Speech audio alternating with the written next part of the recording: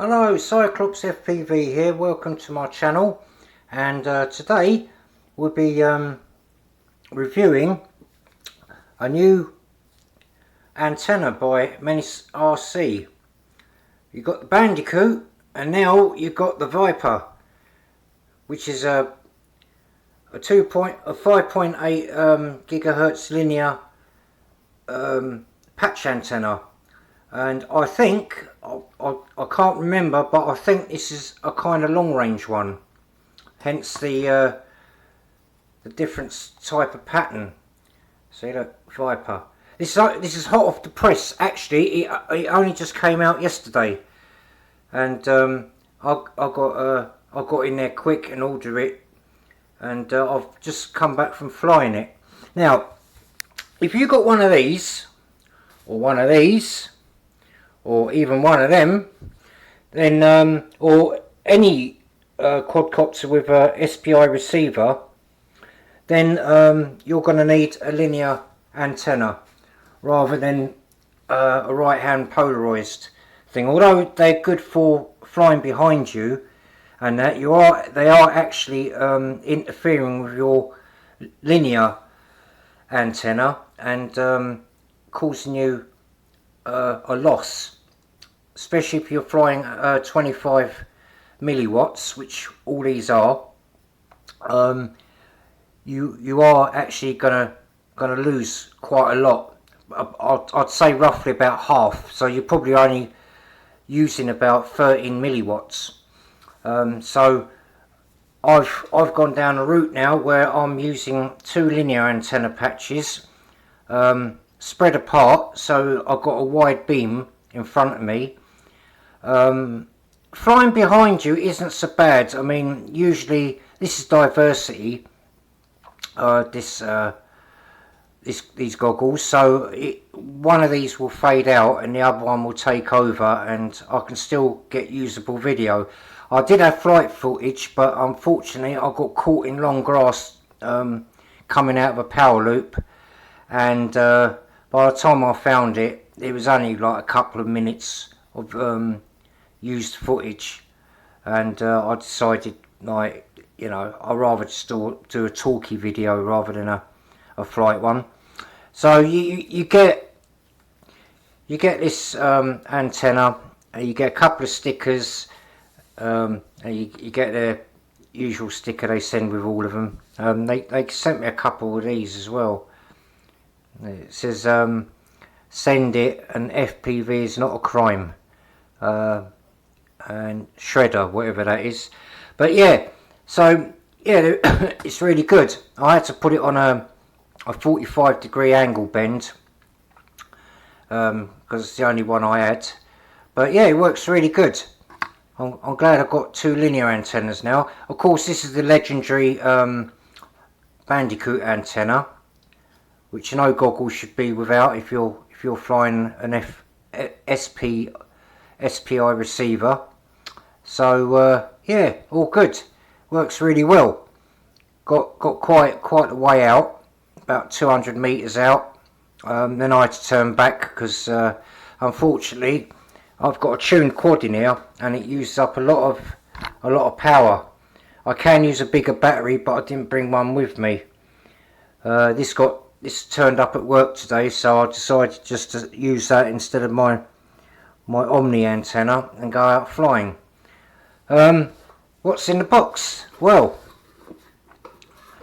regular viewers probably know that I've been playing around with this. This is my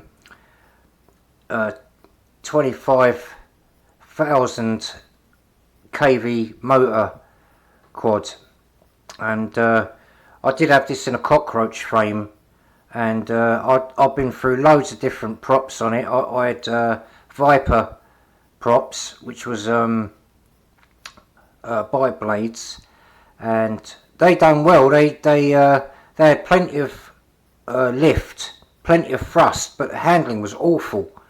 It was like that all the time, going around corners fast and coming out of power loops and all that.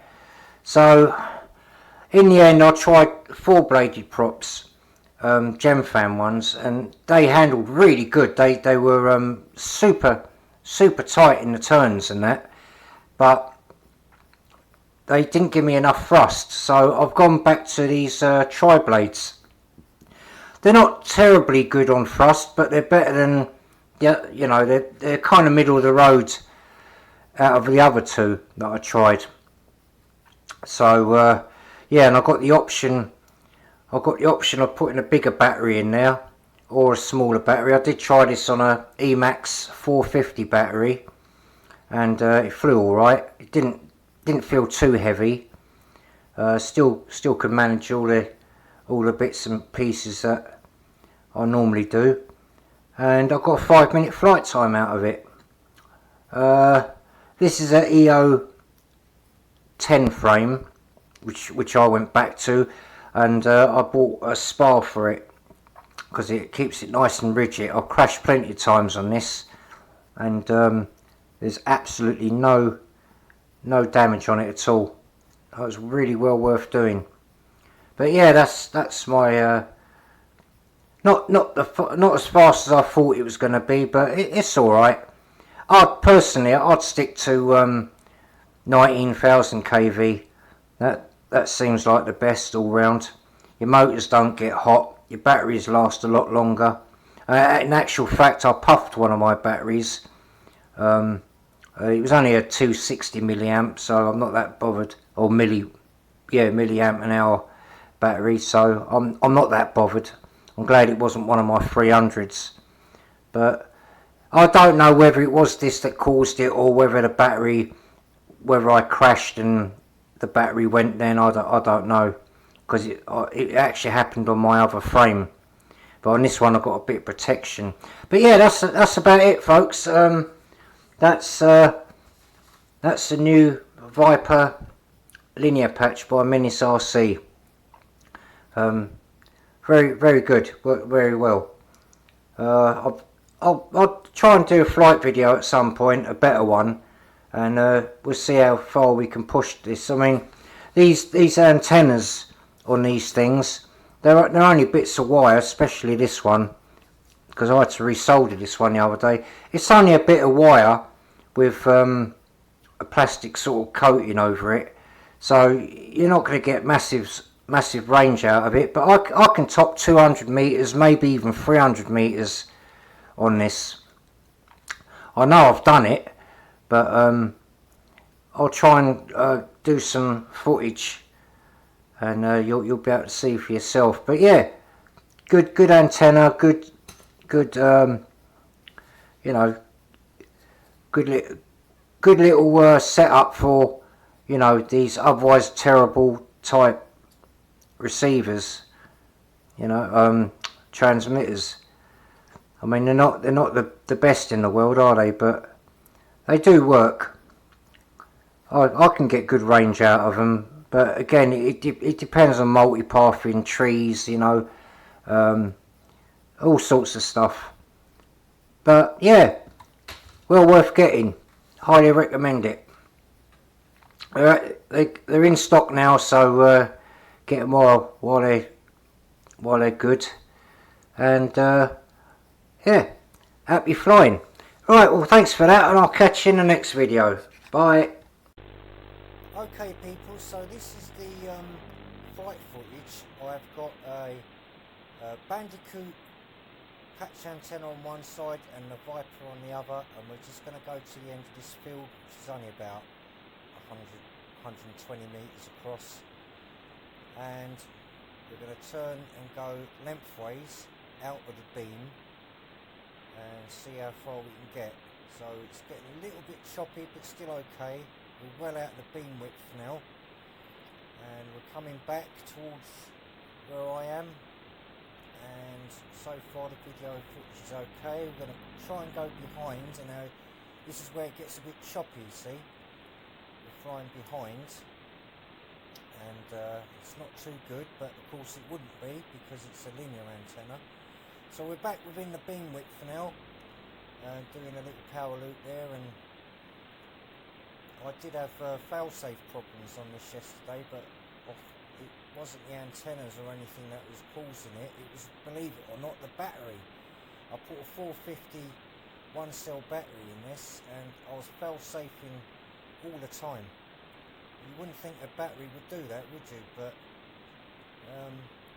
back to the little batteries on this, the 300 milliamp an hour battery, and it's behaving itself today. So I don't know what the hell was going on there. But anyway, so we're just flying around, keeping the static as low as possible. I think I'll go behind myself again here, and again we're getting the static, which is quite understandable. Back into the beam width, and we're okay, because as you know, like the beam works like as a fan, so distance wise we should be okay, and going behind we're not. But yeah, it's going okay. Now I'm going all over the place here, just to see where I am in regard. See, look, I'm going a bit high. I must have my head down or too high up at some point. But here we have it, flight footage, and we're coming in for a landing. Thanks for watching, guys, and subscribe. Thank you very much.